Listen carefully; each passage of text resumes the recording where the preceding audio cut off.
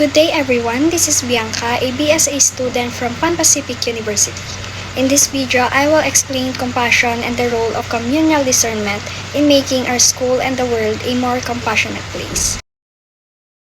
If we take a look at the state of our world right now, it is very easy to feel overwhelmed. We see headlines about environmental crises, social divides, and the personal struggles right here in our communities. Today, I want to talk about how we move from just feeling bad about these things to actually doing something about them. Now, let's start with the word compassion. Based on my understanding, compassion is empathy with legs. Empathy is when you look at someone who is hurting and you say, I feel your pain. That is a beautiful human trait. But compassion takes it more vital step further. Compassion looks at the pain and asks, what can I do to help lift this burden? For me, compassion is a big word for a very simple idea. It means seeing someone in pain, feeling their sadness, and wanting to help them. It is different from just feeling sorry for someone. When you feel sorry for someone, you look at them from far away. But when you have compassion, you step close. You try to understand how they feel. Most importantly, you try to make their problem better. It is like seeing a friend fall on the ground. You do not just watch them cry. You walk over, give them your hand, and help them stand up. I believe that we are born to help. Some people think that humans are naturally selfish and only care about winning. But scientists have found that our brains and bodies are actually built for kindness. When we help someone, a part of our brain lights up and makes us feel happy. Our bodies relax and our hearts beat more calmly. Helping others actually makes us feel good inside. From the time we are tiny babies, we need other people to take care of us. Because we need each other to survive, we evolve to care about each other's feelings, so kindness is in our blood. But even though we are built to be kind, life can make it hard. Today we are always busy, tired, and looking at our phones. It is easy to walk right past someone who needs help because we are not paying attention. We also find it easier to help people who are just like us, people who look like us, talk like us, or live in the same place or situation. It is much harder to show love to a stranger or to someone who has a different opinion than we do. So the root of the word literally means to suffer with. It means you don't just stand on the sidelines and offer pity. Pity looks down from a safe distance. Compassion steps into the mud, sits down next to the person, and shares the weight. Based on what I've read, compassion requires us to listen to the story of another with a willingness to allow ourselves to be affected. Connecting this to my previous definition of compassion, it is much more than just feeling sorry for someone else. It requires us to listen to their story and actually allow ourselves to be changed by it. When we pair compassion with discernment, we stop judging others from our own perspective and start trying to understand their struggles from their point of view. So this kind of deep listening helps us figure out what is genuinely good and helpful, ensuring that our desire to care is guided by real understanding.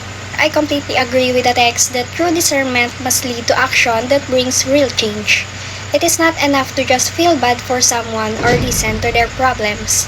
We need to carefully think about how to step in and help them recover in the best way possible. Our intentions, our actions, and the actual results all matter. We must always consider what is morally right and fair for the person and the whole community. Every day, we walk the halls of PU. We bring our own unseen burdens while the world outside faces growing social and environmental fractures. It is clear that the old ways of dealing with problems, isolated effort, or heated debate aren't enough. Today, I want to propose a blueprint for a more deeply caring community. We will break down the true definition of compassion.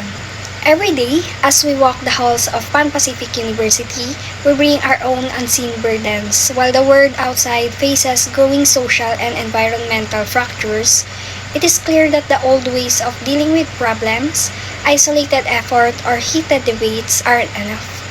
Today, I want to propose a blueprint for a more deeply caring community. We will break down the true definition of compassion, see how it extends to very earth we walk on, and discover how the powerful tool of communal discernment can unite our voices to create lasting, systematic change. Now, having an individual heart of compassion is great.